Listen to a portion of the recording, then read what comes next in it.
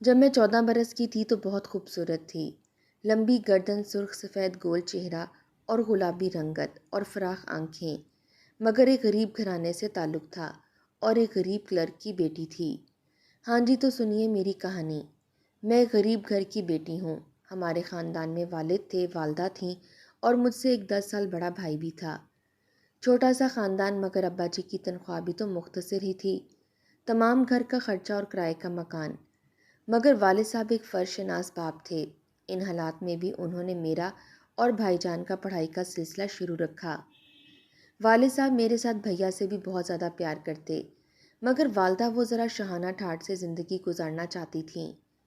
والد صاحب پردے کی سختی سے پابند تھے، مگر والدہ آزاد خیال واقع ہوئی تھیں، اس لیے گھر میں عموماً چک چک رہتی تھی۔ مگر والد صاحب ان تمام حالات کے باوجود میرا خاص خیال رکھتے۔ صبح کو خود اسکول پہنچاتے اور شام کو خود ہی واپس لاتے تھے۔ بھیا جب 9ویں کلاس میں تھے تو انہوں نے اسکول کو خیر بات کہہ دیا۔ بری سوسائٹی کی وجہ سے بھیا اسکول سے ہٹے تھے۔ اب ان کا تمام دن انہی گنڈے دوستوں کے ساتھ گزرتا تھا۔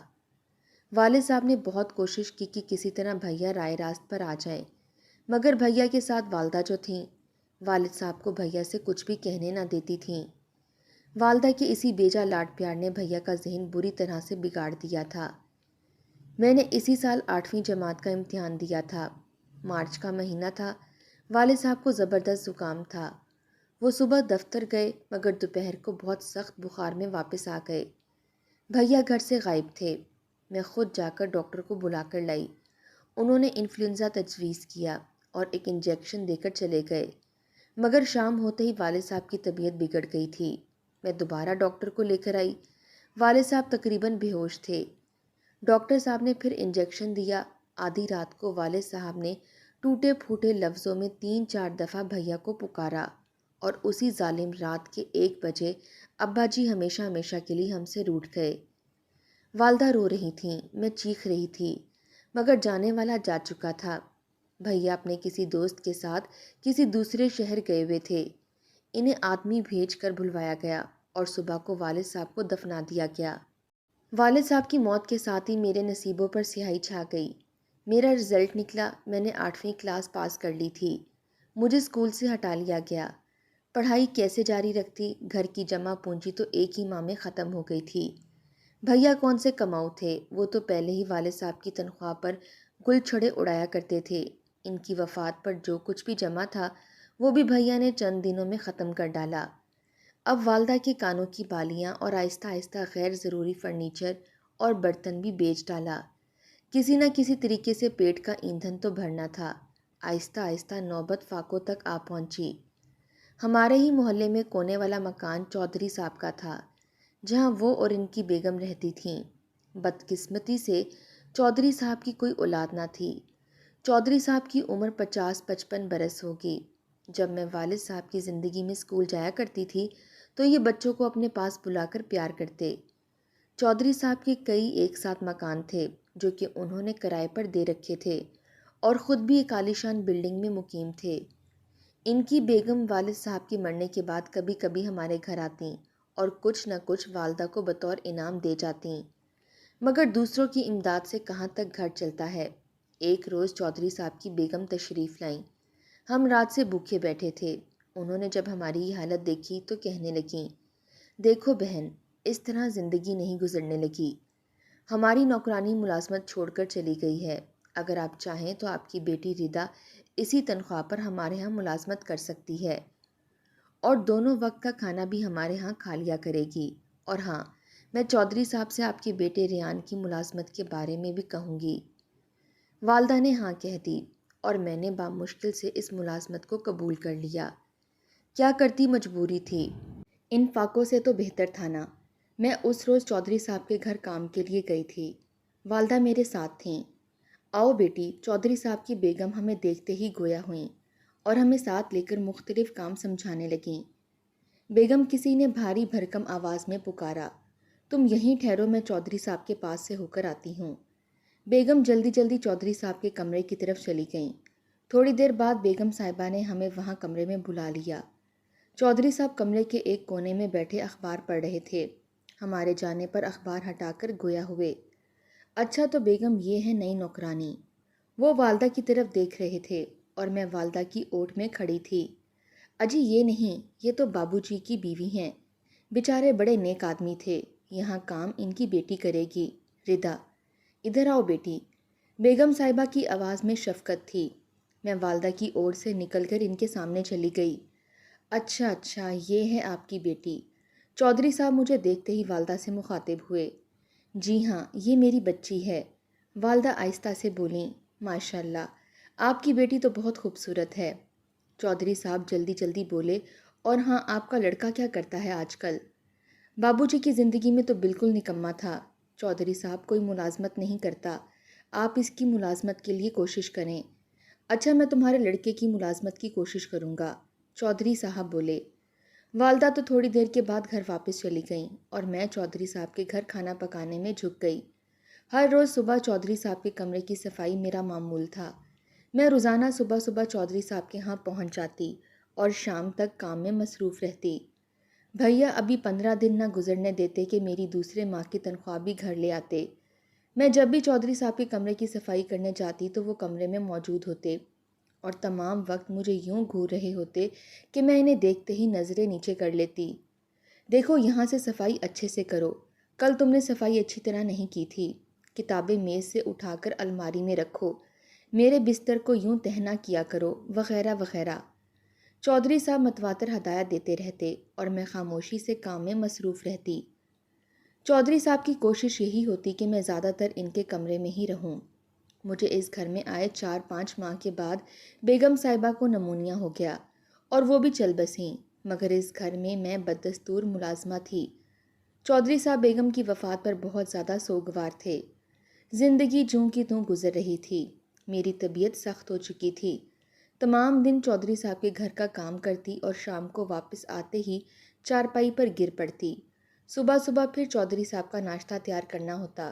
پھر ایک شام چودھری صاحب کے کچھ مہمان آئے ہوئے تھے، میں شام تک کھانا تیار کرتی رہی۔ کھانا کھانے کے بعد وہ چلے گئے۔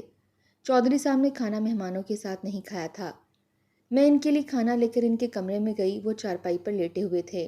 ان کا کھانا میز پر رکھا اور چودھری صاحب کے ہاتھ دھلانے کے لیے پانی لے آئی۔ چودھری صاحب اٹھے، ہاتھ دھوئے اور کھانے کی میز پر جا بیٹھے۔ وہ کھانا کھائے جا رہے تھے اور مجھے بھی دیکھے جا رہے تھے۔ ردا ادھر آؤ، چودھری صاحب بولے۔ جی۔ ادھر آؤ، پانی دو۔ میں نے جوں ہی پانی کا گلاس بھر کر چودھری صاحب کو دیا، انہوں نے گلاس میز پر رکھ دیا اور دوسرے ہاتھ سے میری کلائی پکڑ لی۔ میں بالکل زرد پڑ گئی۔ ردا، تم میری طرف دیکھو، تم مجھ سے اتنا ڈرتی کیوں ہو؟ چودھری صاحب کی آواز مجھے کسی کنویں سے آتی ہوئی معلوم ہو رہی تھی۔ چودھری صاحب نہ جانے کیا کچھ کہہ رہے تھے۔ میں نے ایک جھٹکے سے کلائی چھڑائی اور واپس آ کر دروازے کے پاس کھڑی ہو گئی۔ برتن اٹھا کر لے جاؤ، چودھری صاحب گرجے۔ میں نے جلدی جلدی برتن سمیٹے باورچی خانے میں چلی آئی۔ میں نے برتن وہیں چھوڑ دیے اور تیز قدم اٹھاتی گھر پہنچ گئی۔ بھیا گھر پر نہیں تھے۔ والدہ مجھے خالی ہاتھ دیکھ کر حیران رہ گئیں۔ ارے ردا کھانا نہیں لائی؟ میں چپ رہی۔ ارے میں پوچھتی ہوں کھانا نہیں لائی کیا؟ کمبخت تمہارا بھائی ابھی آ کر کھانا مانگے گا تو اسے میں کیا دوں گی؟ کیا کھانا نہیں بچا آج؟ ماں میں کل سے چودھری صاحب کے ہاں نوکری پر نہیں جاؤں گی، میں نے جلدی جلدی کہا۔ کیوں؟ امی حیران تھیں۔ کیا کہا تمہیں چودھری صاحب نے؟ امی میری طرف ناراضگی سے دیکھتے ہوئے بولیں۔ چودھری صاحب مجھے بری نظروں سے دیکھتے ہیں، میں گڑبڑائی۔ او ہو پگلی، ارے چودھری صاحب کی عمر تو دیکھو، تمہارے دادا کے برابر ہیں، وہ کیوں تمہیں بری نظروں سے دیکھیں گے؟ شرم کرو۔ میں دوسرے کمرے میں جا کر چارپائی پر گر پڑی۔ میرے خدا میں کیا کروں؟ والدہ جو دکھ درد کی ساتھی ہوتی ہیں اور ایک پاسبان بن کر بیٹیوں کی عزت کی حفاظت کرتی ہیں، وہی ماں مجھ پر کام چوری کے الزام لگا کر نہ جانے کیوں مجھے برباد کرنے پر تلی ہوئی تھی۔ ساری رات میرے تصور میں چودھری صاحب کی ڈراؤنی آنکھیں آتی رہیں اور پھر ماں کی وہ ڈانٹ۔ صبح میں دن چڑھے تک چارپائی سے نہ اٹھی۔ والدہ نے مجھے 2-1 بار آوازیں بھی دیں مگر میں خاموشی سے لیٹی رہی کہ اتنے میں چودھری صاحب کا ملازم آ گیا۔ بی بی جی ردا آج کام پر نہیں پہنچی، چودھری صاحب آپ کو بلا رہے ہیں۔ ردا، ردا، والدہ نے آواز دینا شروع کر دی۔ میں چارپائی سے اٹھ کر صحن میں آ گئی۔ چودھری صاحب کا ملازم بلانے کے لیے آیا ہے، ماں نے کہا۔ اماں میں آج سے چودھری صاحب کے گھر نہیں جاؤں گی، میں کہیں اور مزدوری کر لوں گی، مجھ سے وہاں کام نہ ہو سکے گا۔ चौधरी साहब ने आपको बुलाया है, बाहर से नौकर बोला, और वालदा मुंह ही मुंह में कुछ बुड़बुड़ाती हुई चली गईं। वालदा कोई घंटे बाद चौधरी साहब के घर से वापस लौटी। भैया भी घर में बैठे थे। अम्मी भैया को देखकर पुकारीं, बेटा मुबारक हो, चौधरी साहब ने तुम्हें भी आज से एक मुलाजिम रख लिया है। मैं चौधरी साहब के लिए क्या कर सकूँगा? भैया ने बेदिली से कहा, अरे तुमको उन्होंने मुंशी रखा है, तुम सिर्फ मकानों का किराया वसूल कर लिया करोगे, और कोई मुश्किल काम थोड़ी है। चौधरी साहब ने तुमको अभी बुलाया है, और हाँ, इस पगली को भी साथ लेके जाओ। चौधरी साहब ने अभी तक नाश्ता भी नहीं किया। भैया नौकरी का सुनकर फूले ना समाये थे। मुंशी गिरी का काम तो शायद उन्होंने कभी ख्वाबो ख्याल में भी ना सोचा होगा कि ये मिल जाएगा। रिदा कहाँ हो, आओ चौधरी साहब के यहाँ चलें, अब हम दोनों बहन भाई की तनख्वाह आया करेगी। भैया मैं नहीं जाऊंगी चौधरी साहब के यहाँ मुलाजमत के लिए, मैं बोली। हाय, क्यों नहीं जाओगी? भैया बोले, ये पगली कहती है मुझे चौधरी साहब की आंखों से डर लगता है। चौधरी साहब कह रहे थे कि कितनी भोली भाली है लड़की, अगर मैं कभी इसकी तरफ देख लूँ तो उसी वक्त आंखें झुका लेती है। भैया ने मुझे कलाई से पकड़कर घसीटा और चौधरी साहब के यहाँ ले चले। दिन गुजरते गए। अब चौधरी साहब के साथ भैया का खाना भी चौधरी साहब के घर ही पकता। भैया रोज़ाना चौधरी साहब के कसीदे पढ़ा करते। अम्मी भी चौधरी साहब की बातें सुन सुनकर खुश होती रहती। भैया कहते, अम्मी चौधरी साहब की तिजोरी की चाबियां भी मेरे पास ही रहती हैं, जितने दिल चाहे खर्च कर लूँ, मजाल है जो चौधरी साहब कभी हिसाब तक मुझसे मांगें। चौधरी साहब वालदा को भी अमूमन किसी न किसी बहाने कपड़े और नकदी नज़र करते रहते थे। आहिस्ता आहिस्ता चौधरी साहब और भैया में आका और नौकर वाला फ़र्क मिट गया। इसलिए अब अम्मी और भैया को चौधरी साहब से अच्छा इस दुनिया में कोई और नज़र न आता था।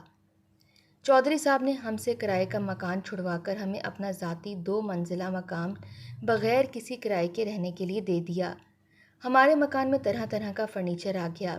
चौधरी साहब ने खुद भी हमारे घर आना जाना शुरू कर दिया और कभी कभी अपने दोस्तों को भी साथ लेकर आते। मुझे भी चौधरी साहब के घर जाना पड़ता। उन्होंने खाना पकाने के लिए नौकरानी रख ली थी और मेरा काम सिर्फ इसकी निगरानी करना था। अगर मैं किसी रोज़ चौधरी साहब के यहाँ ना जाती तो झट से मुलाजिम आ खड़ा होता और वालदा मुझे मजबूरन वहाँ पहुँचा देती। अब मैं 16 बरस की थी।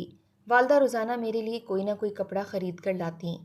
मैं जब चौधरी साहब के यहाँ जाने के लिए तैयार होती तो अम्मा बज़िद होकर मुझे अच्छा लिबास पहनने के लिए देती। पगली लोग क्या कहेंगे, भाई इतनी तनख्वाह लेता है और बहन के लिए अच्छे कपड़े तक नहीं बना सकता। फिर एक दिन जब मैं चौधरी साहब के घर जाने के लिए तैयार खड़ी थी कि इतने में अम्मी आ गईं। रिदा तुम आज से चौधरी साहब के घर नहीं जाओगी। मेरी वालदा के मुंह से ये अल्फाज सुनकर मैं हैरान रह गई। कहाँ वो मुझे खुद धकेल कर चौधरी साहब के यहाँ भेजा करती थीं, कहाँ आज खुद वालदा मुझे रोक रही थीं। अब तुम गली में भी ना निकला करो, आज से तुम मुकम्मल पर्दे में रहोगी। ये वालदा का हुक्म था। भैया उसी शाम मेरे लिए आला कपड़े के 2 सूट लेकर आए। अब भैया मुझसे बहुत ज़्यादा लाड प्यार करने लगे थे। मैं अपनी किस्मत पर नाज़ा थी कि अल्लाह ताला ने मेरे आवारा भाई को राह रास्त पर डाल दिया था और आज वो तमाम घर का बोझ उठाए हुए था। मुझे पर्दे में बिठा दिया गया क्योंकि मैं वालदा की नज़र में अब जवान हो गई थी। मगर चौधरी साहब से अब भी पर्दा ना था। वो मुतवातर हमारे घर आया करते। इनके लिए चाय लेकर बैठक में मुझे ही जाना पड़ता। मैं इन्हें अपना बुज़ुर्ग समझती थी और साबका हरकत के बाद दोबारा कभी उन्होंने मुझे कुछ ना कहा था। मगर अब मैं जब भी चाय लेकर बैठक में जाती तो चौधरी साहब की निगाह मेरे सिरापे पर फिसलना शुरू हो जाती। मैं चाय रखकर फ़ौरन वापस आ जाती। आज फिर चौधरी साहब आए हुए थे। भैया भी इनके साथ ही बैठक में बैठे हुए थे। अम्मी ने चाय बना दी और मैं लेकर बैठक में चली गई। आज चौधरी साहब ने मेरी तरफ बिल्कुल भी ना देखा था। मैं चाय रखकर अभी दरवाजे से निकली ही थी कि चौधरी साहब की आवाज़ मेरे कानों से टकराई। तो क्या राय है तुम्हारी फिर? जी चौधरी साहब, मेरी राय तो बिल्कुल ठीक है। भैया ने चौधरी साहब की बात काट दी। हाँ भाई, लड़की जवान है, जवान लड़की घर पर बोझ होती है जब तक इसकी शादी ना कर दी जाए। अब तो आपको इस मामले को निपटा देना चाहिए, चौधरी साहब बोले। चौधरी साहब और भैया मेरी शादी का ही सोच रहे थे। जाने चौधरी साहब ने कौन सा दूल्हा तलाश किया होगा मेरे लिए जो आज ही मामला निपटा देना चाहते हैं। इनका अपना बेटा तो कोई भी नहीं था, शायद कोई इनकी बरादरी से लड़का होगा। मैं इसी सोच में बाहर निकली थी। शादी का सुनकर मुझ पर अजीब कैफियत तारी हो गई थी।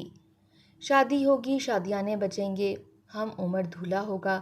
میں اسی کیفیت میں دیوار سے لگی کھڑی تھی کہ چودھری صاحب دوبارہ بولے، دیکھو اپنی والدہ سے بھی رائے لے لو، میں یہ مکان تمہارے نام لکھ دوں گا، ویسے میری اپنی جائیداد لاکھوں کی ہے، ردا یقیناً میرے گھر خوش و خرم رہے گی۔ اف، میرے ذہن میں دھماکہ سا ہوا، میں چودھری صاحب کے گھر میں خوش رہوں گی؟ یعنی چودھری صاحب خود اپنے لیے میرا رشتہ مانگ رہے ہیں؟ بھیا نے نہ جانے کیا کہا، میں چکرا گئی تھی، قریب تھا کہ گر پڑتی۔ میں دیوار کے ساتھ ہی چلتے ہوئے دوسرے کمرے میں پہنچ کر چارپائی پر گر پڑی۔ میری آنکھوں کے سامنے چودھری صاحب کا بدصورت چہرہ گھوم گیا، مگر میرے بھیا کو نہ جانے کیا ہو گیا ہے۔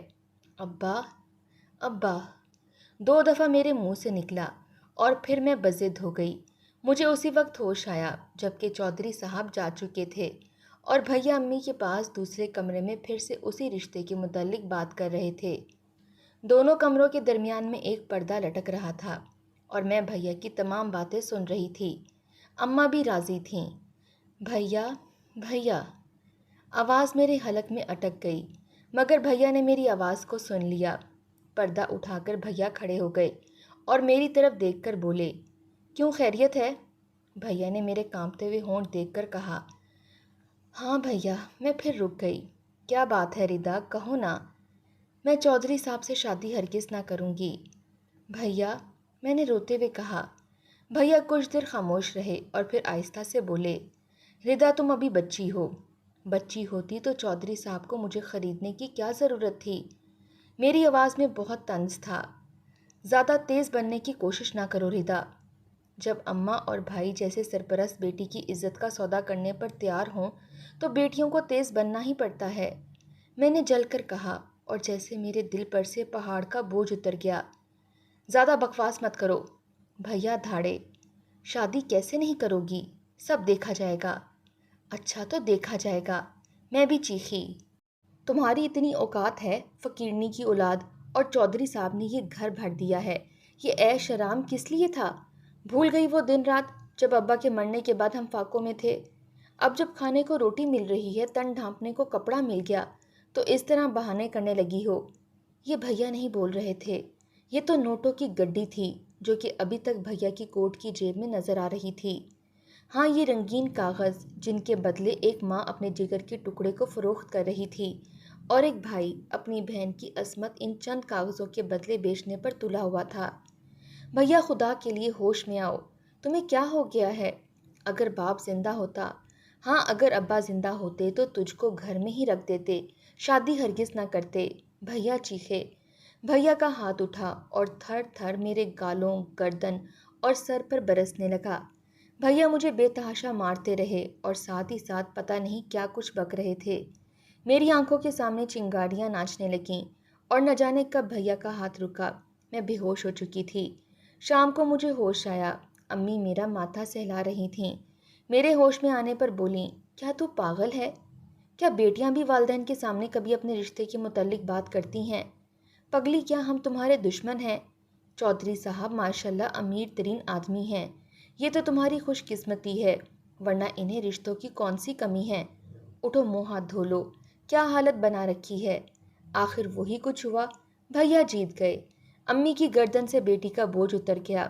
دوسرے روز چودھری صاحب، قاضی صاحب اور 2 دوستوں کے ساتھ آئے، میرا نکاح ہو گیا۔ چودھری صاحب کی نئی نویلی میں دلہن بن گئی۔ دینی اور سماجی قانون کی سیاہ چٹان سے ٹکرا کر میری روح کے مطالبے چکنا چور ہو گئے۔ آج میں اس گھر کی مالکن تھی جس میں کل میں نوکرانی بن کر آئی تھی۔ آج میری سہاگرات تھی۔ چودھری صاحب جھومتے جھماتے کمرے میں داخل ہوئے۔ ہاتھ میں شراب کی بوتل تھی، کچھ باہر سے وہ پی کر آئے تھے۔ ردا، لڑکھڑاتی آواز میں بڑبڑاتے ہوئے بوتل کو منہ سے لگا کر گٹا گٹ پی گئے۔ میں پلنگ پر بیٹھی ہوئی تھی۔ چودھری صاحب تھوڑی دیر تک کھڑے رہے اور پھر قالین پر ایک دم سے گر پڑے۔ مجھے ان کے مکروہ چہرے سے نفرت تھی۔ میں منہ دوسری طرف کر کے بیٹھ گئی۔ چودھری صاحب قالین پر بے عزت پڑے تھے۔ شراب کی بو کمرے کی فضا کو اور برا بنا رہی تھی۔ میں کمرے سے باہر نکل کر کرسی پر بیٹھ گئی اور تمام رات اپنے نصیبوں پر ماتم کرتی رہی۔ جوں توں کر کے دن گزرتے گئے۔ چودھری صاحب نے مجھے چراغ خانے کی بجائے شمع محفل بنانا چاہا۔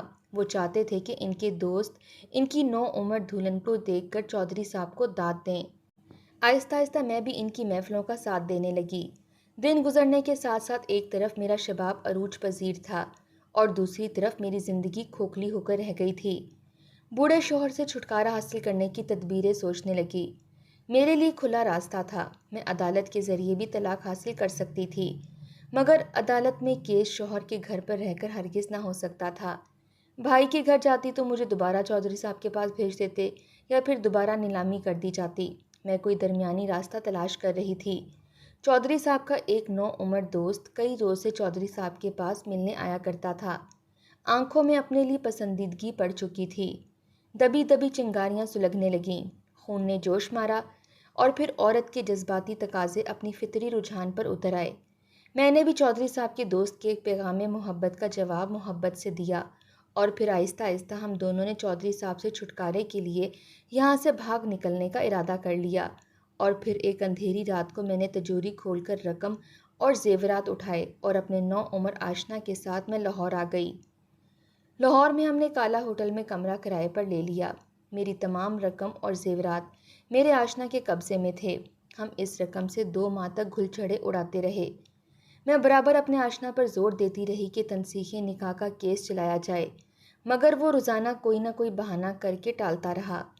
2 ماہ بعد زیورات بھی بک گئے۔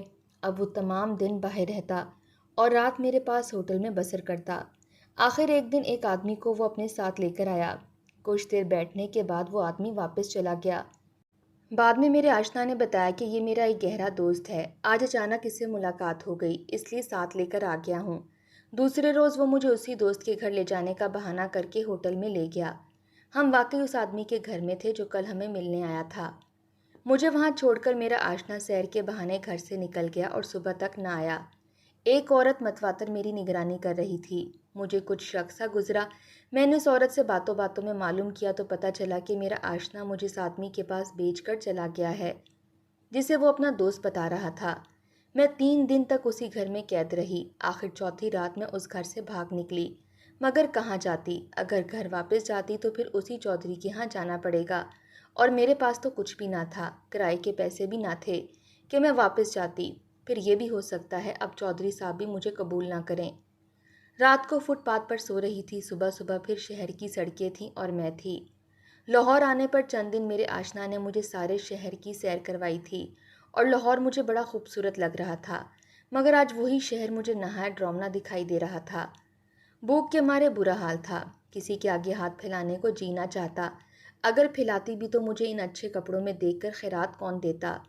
میرے تن پر یہی 3 کپڑے تھے۔ کئی راہ چلتے نوجوانوں نے مجھے ہولناک نگاہوں سے بھی دیکھا، بعض منچلوں نے دیکھ کر سیٹیاں بھی بجائیں اور بعض چودھری صاحب کی عمر کے بزرگوں نے بھی مجھے دیکھا۔ اگر زندگی چاہتی ہو تو پیٹ کے لیے کچھ نہ کچھ تو فروخت کرنا پڑے گا۔ یہ میرے نفس کی آواز تھی۔ میں کیا فروخت کروں جس کے معاوضے سے آنتوں کو سنبھالا دیا جا سکے؟ ایک عورت کے پاس عصمت کے سوا اور کیا ہے؟ میرے دل سے آواز آئی، چھی چھی، کتنا برا خیال ہے۔ میرے ضمیر نے جھٹک دیا، تم پہلے بھی کون سی باعظمت ہو، ایک بغیرت بھائی کی بغیرت بہن ہو۔ تم کون سا پاک باز ہو، چودھری صاحب، ان کے دوست، تمہارا اپنا آشنا۔ اف، مجھے چکر آ گیا۔ میں نے کانوں میں انگلیاں ٹھونس لیں تاکہ یہ آوازیں نہ سن سکوں۔ میں نے دوسری رات بھی فٹ پاتھ پر گزار دی۔ صبح ہی پھر اٹھی مگر ٹانگوں میں بالکل بھی سکت نہ تھی۔ مجبوراً چلنے لگی۔ ابھی کوئی 1 فرلانگ ہی چلی تھی کہ سامنے عیسائیوں کا چرچ دکھائی دیا۔ سامنے لان میں ہی پادری اور ننس بیٹھے ہوئے تھے۔ بھوک کے مارے میرا برا حال تھا۔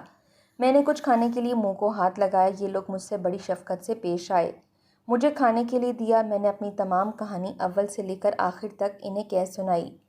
عیسائی پادری مجھے اپنی پناہ میں لینے کے لیے تیار تھے۔ اس نے مجھے مذہب بدلنے کا کہا۔ مذہب بدلنے سے میرا نکاح بھی ختم ہو جاتا۔ انہوں نے مجھے 1 دن سوچنے کے لیے دیا۔ میں تمام رات چرچ میں رہی اور تمام رات سوچتی رہی کہ مذہب تبدیل کر لوں یا نہیں۔ میں نے سوچا پہلے کون سا تمہارے گناہ کم ہے جو ایک اور کا اضافہ کر رہی ہو۔ اپنے آباء و اجداد کا سچا مذہب چھوڑ کر رائے رات سے مت ہٹو۔ یہ میرے ضمیر کی آواز تھی۔ میرا ضمیر ابھی اتنا مردہ نہیں ہوا تھا۔ نہیں نہیں، ہرگز نہیں، میں مذہب کبھی تبدیل نہیں کروں گی، خواہ فاقوں سے ہی میں مر کیوں نہ جاؤں۔ दूसरे दिन सुबह सुबह ही चर्च से मैं निकल भागी। दिन के 12 बजे तक आवारा फिरती रही। मैं यूं ही बेमकसद एक तंग सी गली में मुड़ी तो एक भारी भरकम हाथ मेरे कंधे पर पड़ा। मैंने पलट कर देखा, ये वही शख्स था जिसने मुझे मेरे आशना से खरीदा था। चुपचाप मेरे साथ चलो वरना चाकू पेट के आर पार कर दूंगा। मजबूरन इसके साथ चलती गई। मैं फिर वापस उसी मकान में थी जहाँ से आज से 3 दिन पहले मैं भागी थी।